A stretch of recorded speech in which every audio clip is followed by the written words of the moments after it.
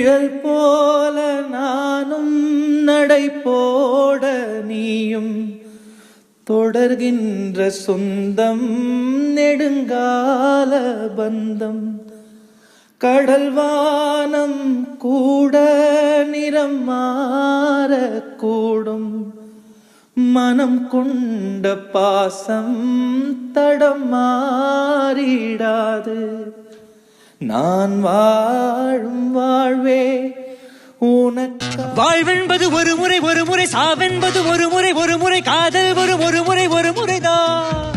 பேரில் நான் அழுதே என் பூவோ சோகம் உணரவில்லை, வேஷம் தரிக்கவில்லை, முன்னாளில் காதல் பழக்கமில்லை.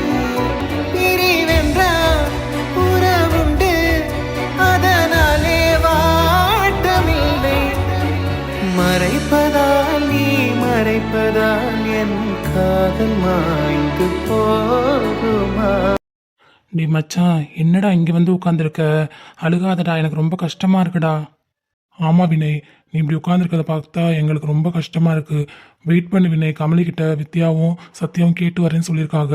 கண்டிப்பாக எந்த ப்ராப்ளமும் இல்லாமல் அவன் அந்த கல்யாணத்துக்கு ஒத்துன்னு இருக்க மாட்டா. என்னன்னு பார்ப்போம் வினய், கொஞ்ச நேரம் அமைதியாக இரு. கஷ்டப்படாத வினய், உன்னையே கஷ்டப்படுத்திக்காத ப்ளீஸ். நீங்கள் ஈஸியாக சொல்லிட்டீங்க சீனியர், ஆனால் என்னோட வழி எனக்கு மட்டும்தான் தெரியும். 3 வருஷம், 1 மாதம் 2 மாதம் இல்லை, 3 வருஷம் அவள் பின்னாடி நாய் மாதிரி சுற்றியிருக்கேன். அவளுக்காக எவ்வளவோ சாக்ரிஃபைஸ் பண்ணியிருக்கேன். அவள் திரும்பி பார்க்கலனாலும் அவளையே நினச்சிட்டு இந்த 3 வருஷம் நான் கனவுல வாழ்ந்திருக்கேன். ஏன் என்னைக்காவது ஒரு நாள் நம்ம கமலி அவள் காதல் அவள் வாயால் சீக்கிரமே சொல்லுவா அப்படின்னு நம்பிட்டு இருந்தேன். ஆனால் அவள் வந்து இன்னைக்கு கல்யாணம் ஆக போகுது, எனக்கு என்கேஜ்மெண்ட் ஆயிடுச்சுன்னு சொல்லும்போது என் இதயம் சுக்குநூறாக உடஞ்சிடுச்சு. என் கண்ணில் இருந்து கண்ணீர் வருன்றதும் அவளுக்காக தான் நான் தெரிஞ்சுக்கிட்டேன். டி மச்சான், நீ சொல்கிறதெல்லாம் புரியுதுடா. நீ கமலி எந்தளவுக்கு லவ் பண்ணுங்கிறது எனக்கு ரொம்ப நல்லாவே தெரியும். ஆனால் அவள் இன்னொரு பையனை கல்யாணம் பண்ணிக்க போகிறான்னு நம்ம தெரிஞ்சதுக்கப்புறம் நம்ம என்னடா பண்ண முடியும்? நீயே சொல்லு.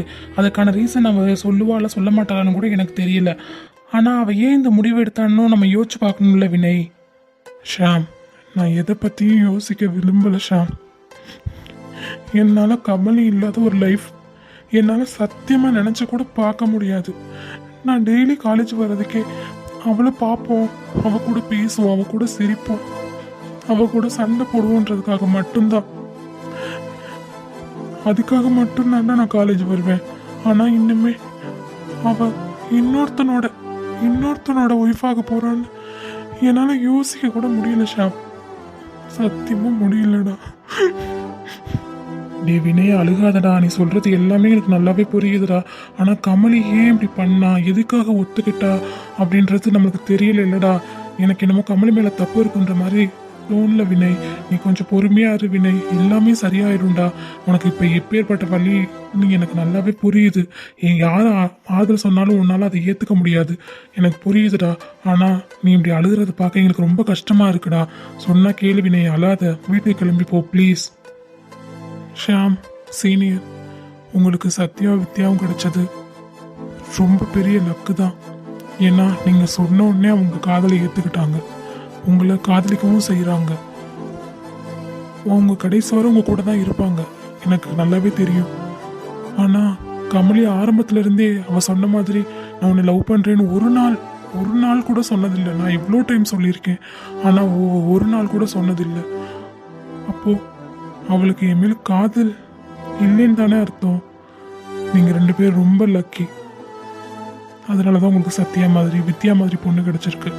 கமலி மாதிரி ஒரு கோலையான ஒரு பொண்ணு கிடச்சிருந்தா கண்டிப்பாக நீங்களும் என்ன மாதிரி தான் உட்காந்து அழுதுட்டு இருந்திருக்கணும். கமலி கோலை, அவள் எதையோ பார்த்து பயந்துருக்கா, எதையோ பார்த்து பயப்படுறா. அதனால தான் இந்த என்கேஜ்மெண்ட்டுக்கு ஒத்துருப்பா. எனக்குமே நல்லாவே தெரியுது. வேணா சீனியர் ப்ளீஸ். ஷாம், நீங்கள் 2 பேரும் இங்கேருந்து போங்க. நான் கொஞ்ச நேரம் இங்கே தனியாக இருக்கணும்னு நினைக்கிறேன் ப்ளீஸ். டே வினய், உன்னை இப்படி விட்டுட்டு நாங்கள் எங்கடா போக முடியும்? வாடா காலேஜ் போகலாம், இல்லை வீட்டுக்காவது கிளம்பி போடா. ஷாம் வேணாண்டா, அவனை கொஞ்ச நேரம் ஃப்ரீயாக விடுவோம். அவன் அழுது அவன் மனசில் உள்ளதை வெளில கொட்டினா மட்டும்தான் அவன் வந்து ரிலாக்ஸ் ஆவான். ஸோ அதனால் இவனை தனியாக விடுவோம். அவன் வரட்டும். வினய், நாங்கள் இங்கேருந்து கிளம்புறோம். ஆனால் நீ எவ்வளோ நேரம் தனியாக வேணா இரு. ஆனால் தப்பான முடிவு எதையுமே நீ யோசிக்கக்கூடாது. நீ எங்களை தேடி திரும்ப வரணும். நீ காலேஜ் வந்தாலும் சரி, இல்லை வீட்டுக்கு போனாலும் சரி, நாங்கள் இன்னொரு 1/2 அன் ஹவரில் வருவோம். நீ எங்கள் கூட வரணும், ஓகேவா? சரி சீனியர். தப்பான முடிவில் நான் எதுவுமே யோசிக்க மாட்டேன் சீனியர். ஏன்னா என்னை நம்பி என் அம்மா அப்பா அக்கான்னு எல்லாருமே இருக்காங்க. நான் இல்லைன்னா அவங்க இருக்க மாட்டாங்க. ஏன் கமலி கூட இருக்க மாட்டா. நான் அந்த மாதிரி யோசிக்க மாட்டேன், சத்தியமாக யோசிக்க மாட்டேன் சீனியர். நீங்கள் போங்க. நீங்கள் திரும்ப வரும்போது நான் வரேன் உங்கள் கூட. சரிடா, எதையும் யோசிக்காத ப்ளீஸ். கொஞ்ச நேரம் மைண்ட் ரிலாக்ஸ் பண்ணு. நாங்கள் வரோம். கண்ணில் ஒரு துளி நீர் மெல்ல கழன்று விழுவது ஏன்? விண்ணில் ஒரு விண்மீன் சற்று விசும்பி எழுவது ஏன்? உள்ளங்கை கடந்து எங்கோ ஒழுகிய நிமிடங்களை மெல்ல சிறை செய்யவே காதல் மீண்டும் பதிவு செய்தே வாழ்ந்த வாழ்வனக்கம். மின்னலின் வழி வந்து விழுந்தது மின்னலின் ஒளி, அதில் தெரிந்தது அழகு தேவதை அதிசய முகமே. எனக்கு அவனை பார்க்கும்போது ரொம்ப கஷ்டமாக இருக்குது சீனியர். அவன் ஒரு நாள் இப்படி இருந்ததே கிடையாது. என்றைக்குமே சிரிச்சிட்டே தான் இருப்பான். அவன் அழுதது கூட நான் பார்த்ததே இல்லை சீனியர். சின்ன வயசுலேருந்து எனக்கு வினய் நானும் க்ளோஸ் ஃப்ரெண்ட். ஆனால் அவன் ஒரு நாள் கூட இந்த மாதிரி இருந்ததே இல்லை. அவனை பார்க்க ரொம்ப கஷ்டமாக இருக்குது சீனியர். டேய், புரியுதுடா நீ சொல்கிறது. நானும் இந்த 3 வருஷமாக வினயை பார்க்க தானே செய்கிறேன். அவன் எப்படி இருப்பான்னு எனக்கும் தெரியும்டா. ஆனால் காதல் தோல்வின்றது எவ்வளோ பெரிய வலியை, அது அவன் என் மனசில் இவ்வளோ ஆழமாக இருந்தால் அவன் அழுதுருப்பான். ரொம்ப கஷ்டம்டா. அவன் இதுலேருந்து வெளில வர்றது ரொம்ப கஷ்டம். ஆமாம் சீனியர், நீங்கள் சொல்கிறது கரெக்டு தான். ஆனால் இந்த கமலி ஏன் சீனியர் இப்படி பண்ணா? அவன் ஏன் இந்த என்கேஜ்மெண்ட்டுக்கு ஒத்துக்கணும்? எனக்கும் நல்லாவே தெரியும் அவள் கண்டிப்பாக வினயை காதலிச்சா. ஆனால் அவள் சொல்லலை. ஆனால் ஏன் அவள் சொல்லலை? எதுக்காக அவள் இப்போ இந்த கல்யாணத்துக்கு ஒத்துக்கிட்டா? எதுவுமே புரியலையே சீனியர். அவள் ஏன் இப்படி பண்ணா, எதுக்கு இப்படி பண்ணான்றதுலாம் எனக்கு தெரியல ஷாம். ஆனால் அவள் இப்படி பண்ணுறதுக்கு ஒரு ரீசன் கண்டிப்பாக இருக்கும். அதை தானே கேட்குறதுக்காக சத்தியம் போயிருக்காங்க. அவங்க வரட்டும், அப்போ தான் நம்மளுக்கு என்னன்னு தெரியும். இதோ வராங்க பாரு ஷாம். வித்யா, என்ன கமல்கிட்ட பேசுனியா? என்ன சொன்னா அவ? ஆமாம்மா, என்ன சொன்னா அவ? ஏதாவது சொன்னாலா? இந்த என்கேஜ்மெண்ட்டுக்கு எதுக்கு ஒத்துக்கிட்டாலாம்? ஏன் வினய் அவ வேணான்னு சொல்கிறா? ஏதாவது ரீசன் சொன்னாலாமா? ஏய், பொண்ணை தாண்டி கேட்டுட்டு இருக்கோம். மலை மாதிரி நின்றுட்டு இருக்க. என்ன சொன்னா அவன் கேட்ட உங்ககிட்ட? அதுக்கு பதில் இல்ல. சத்யா, நீயா சொல்லு, என்ன சொன்னா கமலி? இல்லடா ஷாம், அது நீயே சத்யா, நானே சொல்றேன். இங்க பாரு ஷாம், அவ எதுக்காக இந்த கல்யாணத்துக்கு ஒத்துக்கிட்டா, எதுக்கு இந்த எங்கேஜ்மெண்ட் பண்ணிக்கிட்டா, எதுவுமே எங்ககிட்ட சொல்லலை. அவள் சொல்ல மாட்டான். நாங்களும் எவ்வளவோ கம்பல் பண்ணி கேட்டு பார்த்தோம், ஆனால் அவள் சொல்ல மாட்டான். ஆனால் அவன் இந்த என்கேஜ்மெண்ட் பண்ணதுக்கும் அந்த பையனை கல்யாணம் பண்ணிக்க போகிறதுக்கும் ஏதாவது ஒரு பெரிய ரீசன் இருக்கும் கண்டிப்பாக. இல்லைன்னா கமலி இந்த மாதிரி பண்ணக்கூடிய ஆள் கிடையாது. அதனால நான் என்ன சொல்கிறேன்னா, அவளை இப்படியே விட்டுருங்க. இந்த லவ் பிரேக்கப் பண்ணது ஆனதாகவே இருக்கட்டும். நீங்கள் வினயை பாருங்கள், நாங்கள் கமலையை பார்த்துக்குறோம். ஆனால் இந்த லவ் என்றைக்குமே சேராது. அதை தான் நாங்கள் சொல்லணும்னு நான் நினச்சேன். என்னது, இந்த லவ் என்னைக்குமே சேராதா? அது சேராதுன்னு எங்களுக்கும் தெரியும். ஆனால் அவள் இந்த மேரேஜ் பண்ணிக்கிறதுக்கு ரீசன் சொல்லாமல் உங்ககிட்ட கண்டிப்பாக இருந்திருக்க மாட்டா.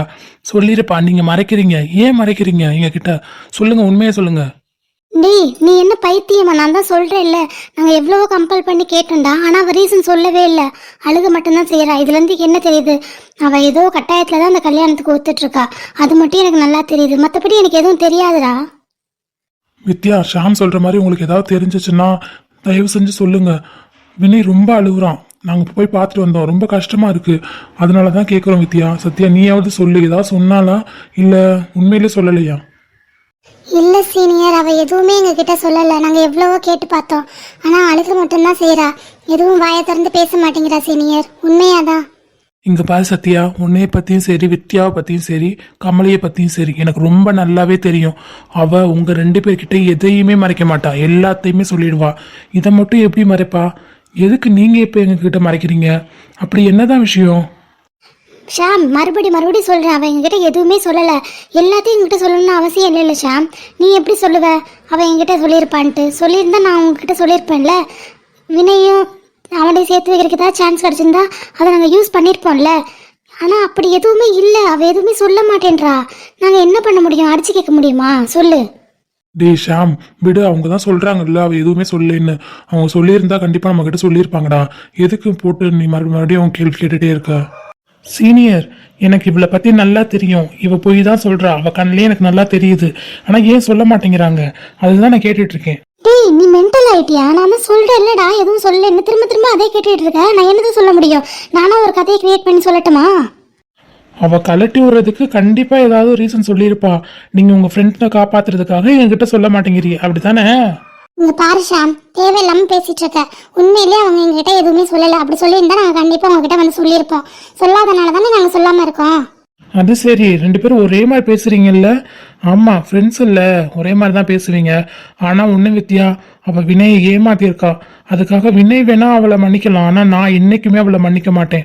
அவ பணக்கார பையன் வந்தோடனே என் வினையை தூக்கி போட்டுட்டு அந்த பையன் பின்னாடி போயிட்டா. அப்ப அவளோட கேரக்டர் எவ்வளவு சீப்பான கேரக்டரா இருக்கும் நீயே யோசிச்சுக்கோ. இனிமே நீயே அவ கூட சேராத, அவ்வளவுதான் நான் சொல்ல முடியும். ஷாம், நீ தேவையில்லாம பேசிட்டு இருக்க. அவளை பத்தி உனக்கு என்னடா தெரியும்? சொல்லி என்ன தெரியும்? நீ வினய் பக்கம் பேசுறது ஓகே, வினய் பக்கம் நியாயம் இருக்கு, அதுவும் நான் ஒத்துக்கிறேன். ஆனா கமலையை பத்தி தப்பு சொல்ல உனக்கு எந்த ரைட்ஸுமே இல்லை ஷாம். அவ எந்த தப்புமே பண்ணல. ஆமா, அவ எங்ககிட்ட எந்த உண்மையுமே சொல்லல. ஆனாலும் நான் சொல்றேன், அவ பக்கம் எந்த தப்புமே இருந்திருக்காது. அவ ஏதோ ஒரு காரணத்துக்காக தான் இந்த கல்யாணத்துக்கு ஒத்துட்டு இருக்கா. அதை நம்ம கிட்ட சொல்ல மாட்டேன்றா, மறைக்கிறா. ஆனா அவ மேல எந்த தப்புமே இருக்காது. நீ அதனால தேவையில்லாம பேசாத ஷாம், என்கிட்ட மறுபடியும் சொல்லிட்டேன். ஓ, ஃப்ரெண்டை பத்தி பேசினா உனக்கு கோவம் வருது இல்ல? கலட்டி விட்டு அவ ஃபாரின்ல போய் செட்டில் ஆக போறா. அவளை பத்தி பேசுறதுக்கே உனக்கு இவ்வளோ கோவம் வருது. என் ஃப்ரெண்டை நினைச்சு பாத்தியா நீ? அவன் இவ்வளோ கஷ்டப்படுறான். அவன் இல்லாம அவன் எப்படி வாழ போறானே தெரியல. அவன் அழுததே இல்லடி, இன்னைக்கு உட்காந்து அழுதுட்டு இருக்கான். அப்ப அவனை பார்க்கும்போது எனக்கு இவ்வளோ வலிக்கும். நீ என்னமோ கமலைக்கு சப்போர்ட் பண்ணிட்டு இருக்க. ஷாம், நான் கமலிக்கு சப்போர்ட்லாம் பண்ண கிடையாது. எனக்கு வினயை நினைச்சா ரொம்ப கஷ்டமா இருக்கு, நான் ஒத்துக்கிறேன். அதுக்காக கமலி மேல தப்பு இருக்குன்னு நம்ம எப்படி சொல்ல முடியும்? அவன் மேல கண்டிப்பா தப்பு இருக்காது. ஏன்னா எனக்கு கமலியை பத்தி நல்லாவே தெரியும். அதனாலதான் உன்கிட்ட சொல்றேன், கொஞ்சம் புரிஞ்சுக்கோ. கமலியை பத்தி தப்பா பேசாத, அவ்வளவுதான். கமலி உன் ஃப்ரெண்டு இல்ல, நீ பேசுவமா? இதுவும் பேசுவ, இதுக்கு மேலேயுமே பேசுவ. சரி வித்யா, நான் ஒன்று உங்ககிட்ட கேட்டுக்கிறேன், ஓகேவா? நீயும் கமலி மாதிரி தான் இருப்ப. லவ் பண்ணிட்டு அதுக்கப்புறம் கலட்டி விட்டு போவேன்னா இப்பவே சொல்லிடு, நம்ம ரெண்டு பேரும் பிரேக்கப் பண்ணிக்கலாம்.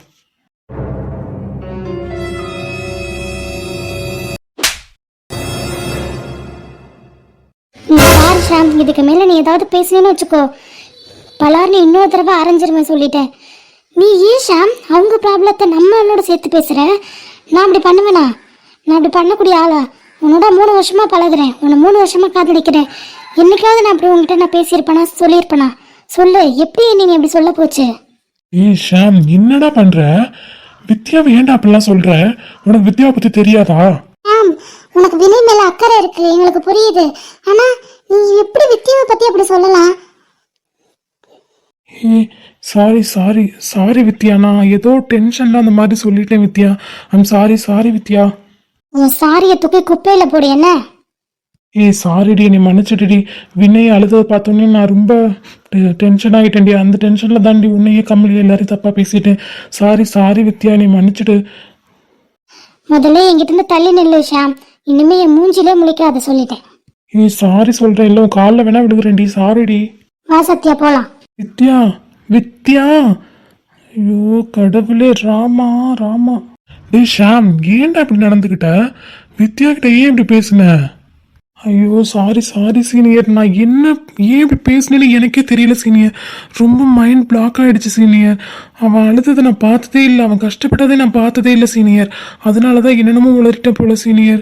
ஐயோ இப்போ நான் எப்படி அவளை சமாதானப்படுத்த போகிறேன்னே எனக்கே தெரியலையே சீனியர். வினயும் சரி கமலையும் சரி, ரெண்டு பேரும் உங்களோட ஃப்ரெண்ட். நீங்கள் தான் உட்காந்து பேசி என்ன ஏதுன்னு புரிய வைக்கணும். நீங்களே இப்படி சண்டை போட்டுட்டு இருக்கீங்க. நீ வித்யா கிட்ட இப்படி பேசுனது ரொம்ப தப்பு ஷாம். சீனியர், சத்தியமாக சொல்கிறேன் சீனியர், வினய் என்னோட சின்ன வயசுலேருந்து ஃப்ரெண்ட். அவள் இந்த மாதிரி கஷ்டப்பட்டதை நான் பார்த்ததே இல்லை சீனியர். அவள் இன்னைக்கு இப்படி இருக்கிறத பார்த்தோன்னே என் மனசு ரொம்ப உடஞ்சிடுச்சு. அதை தான் கோபத்தை நான் வித்யா கிட்ட காட்டிட்டேன். ஐயோ கடவுளே. சரி கவலைப்படாதடா, அவள் உன்னை புரிஞ்சுப்பா. நீ வினய்க்காக தான் இப்படி பேசணுன்றது அவளுக்கு தெரியும்.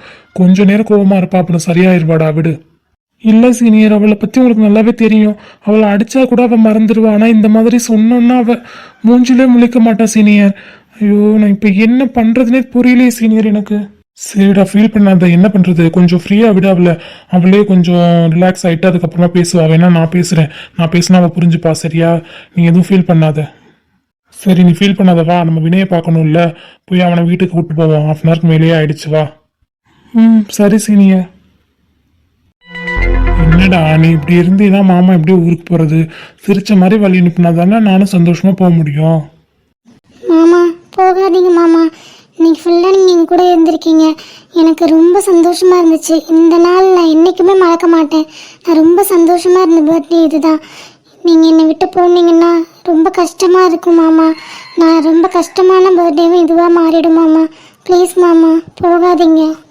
செல்லம் எனக்கு புரியுதுடா, நான் போறது உனக்கு ரொம்ப கஷ்டமா இருக்கு. அதே மாதிரி தானே உன்னை விட்டு போக எனக்கும் கஷ்டமா இருக்கும். வேற வழி இல்லை, என்னால் இருக்க முடியாது இல்லடா, நான் போய் தானே ஆகணும்.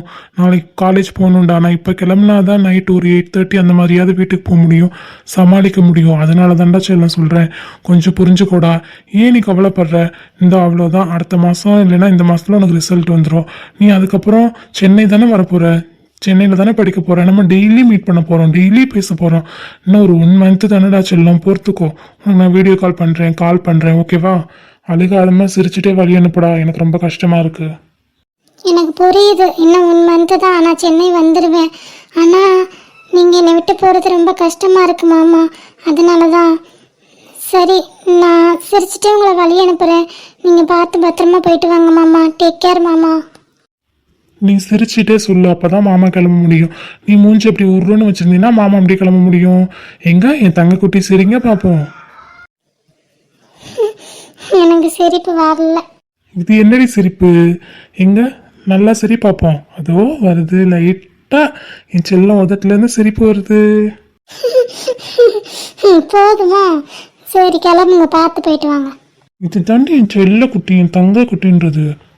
எப்போவுமே என் தங்க குட்டி இப்படி சிரிச்சுட்டே இருக்கணும். மாமா அதுக்காக என்ன வேணா பண்ணுவேன். என்ன? தெரியும் மாமா. சரி நான் கிளம்பட்டா? பார்த்து பத்திரமா போயிட்டு வாங்க. என் செல்ல குட்டி என் மனசுல இருக்கும்போது எனக்கு என்ன ஆகும்? எனக்கு எதுவுமே ஆகாது, நான் பத்திரமா போறேன் ஓகேவா? சரி மாமா. நீயும் பார்த்து பைக் ஓட்டிட்டு போ ஓகேவா? ஸ்லோவாகவே போ. ஓகே மாமா. ஐ லவ் யூ மாமா. I love you T N பட்டு தங்கமே, லவ் யூ ஸோ மச். இன்னும் கொஞ்ச நேரம் இருந்தாதா என்ன? அவசரம் என்ன அவசரம், நில்லு பொண்ணு.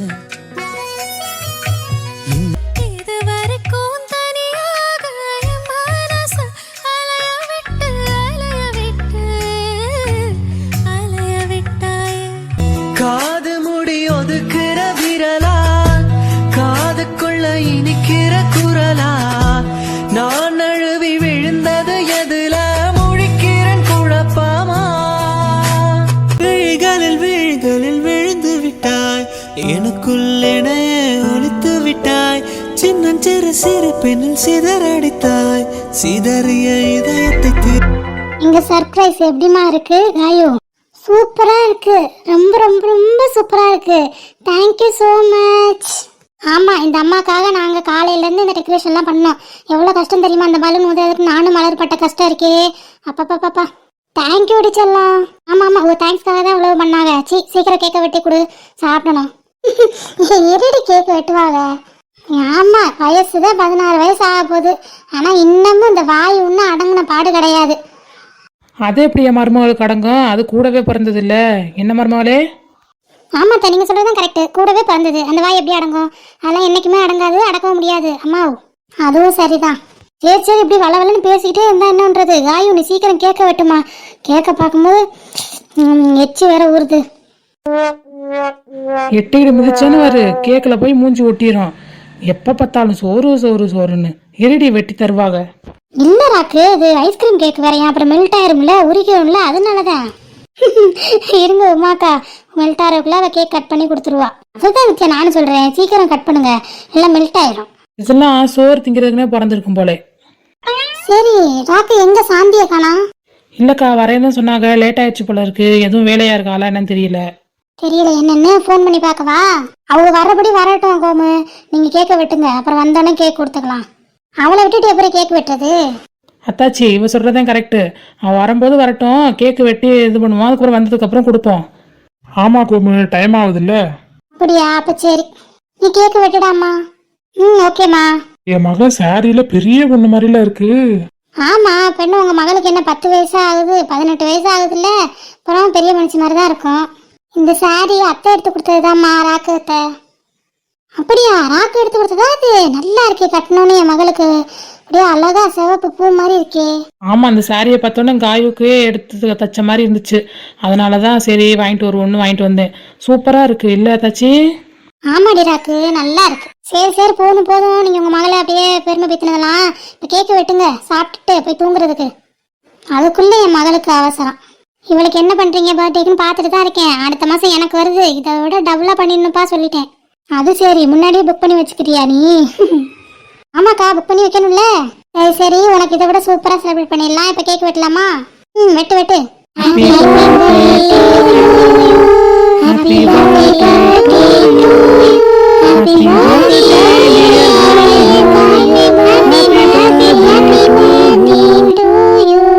இந்தாங்கக்கா. இந்த நீ சாப்பிடு. Happy birthday. தேங்க்யூ அக்கா. இந்த மலரு. ஹாப்பி பர்த்டேக்கா. தேங்க்யூடா. இந்தாடி. Happy birthday. தேங்க்யூடி. இந்தாங்கம்மா. பிறந்தநாள் வாழ்த்துக்கள் தங்கமே. நன்றி அம்மா.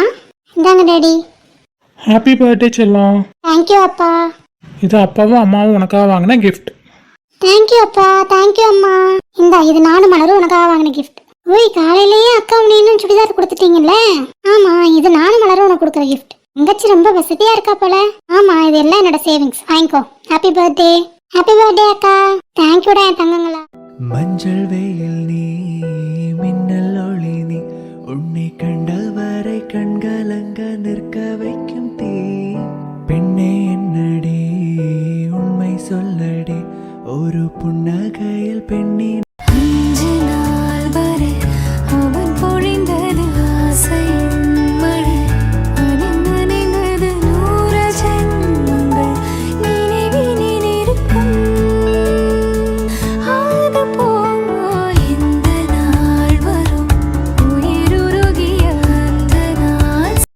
உனக்கு எவ்வளோ திமிரு இருந்தால் இவ்வளோ அந்த மாதிரி பேசியிருப்பான்.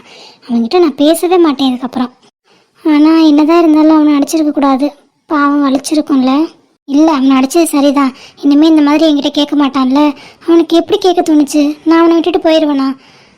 நான் அவனை விட்டுட்டு போனேன்னா என் உயிர் போயிடும். அது தெரியாது அவனுக்கு. வினைமேல் உள்ள பாசத்தினால என்ன வேணால் கேட்பான் அவன். அவனோட ஒரு 2 வாரத்துக்காவது பேசாமல் இருக்கணும். சேச்சே இல்லை, அவன் கூட நம்ம எப்படி 2 வாரம் பேசாமல் இருக்க முடியும்? ஒரு நாளே நம்மளால் பேசாமல் இருக்க முடியல. ஏதோ புலம்பிட்டு உட்காந்துருக்கோம். 2 வாரம் எப்படி இருக்கிறது? இல்லை 2 வாரம் பேசாமல் இருந்தால் ஆகணும். அப்போ தான் அவனுக்கு புத்தியில் உரைக்கும். இதுக்கப்புறம் இந்த மாதிரி பேச மாட்டான். யார் கால் பண்ணுறா? இவன் தான் கால் பண்ணுறான். கண்டிப்பாக நான் ஃபோனை எடுக்கவே மாட்டேனே. உன்னால் எப்படிடா அந்த மாதிரி கேட்க முடிஞ்சிச்சு என்னைய? நான் உன்னை விட்டுட்டு போயிடுவேனா? என்னோட கனவுல கூட அந்த மாதிரி நான் யோசிச்சதில்லை. நீ எப்படி அந்த மாதிரி கேட்கலாம்? உங்ககிட்ட நான் பேசவே மாட்டேன். நானும் எவ்வளோ டைம் ஃபோன் பண்ணிட்டேன், ஒரு கால் கூட எடுக்க மாட்டேங்கிறா. இவ திமிர் பிடிச்சவ. ஓ, எனக்கு அழுகையாக வருது. ஏன் தான் இப்படி பண்ணணும்? நான் தான் தேவையில்லாமல் பேசிட்டேன். கடுப்பாக வருது. மறுபடியும் வேணால் கால் பண்ணி பார்ப்போமா? எப்படியும் எடுக்க மாட்டா. அவள் தான் ராங்கியாச்சு, திமிர் பிடிச்சவளாச்சு. அவள் எப்படியும் எடுப்பா. என் மேலேயும் தப்பு இருக்கா. ஆனால் இப்போ என்ன பண்ணுறது? ஒன்றுமே புரியல எனக்கு. எப்படின்னா அவகிட்ட பேசணும், ஆனால் எப்படி பேசுறது? இப்போ எக்ஸாம் வேறு ஸ்டார்ட் ஆக போகுது, ஸ்டடி ஹாலிடே விட்டுட்டாங்க. எப்படி பேசுறது? 1 வீக் பார்க்க முடியாது அவளை. ஐயோ கடவுளே, என்ன பண்ணுறது? கடவுளே முருகா, என்னை இப்படி புலம்ப விட்டுட்டா. நீ தான் ஏதாவது பார்த்து செய்யணும் முருகா. அவளை எப்படியாவது பார்த்து பேசுறதுக்கு ஒரே ஒரு சான்ஸ் மட்டும் எனக்கு ஏற்படுத்தி கொடு முருகா. அதுவே போதும் ப்ளீஸ். சொல்லாத காதல் எல்லாம் கல்லறையில் சேரும். நீ விட்டு போற தூரம் எல்லாம் தீயாகும்.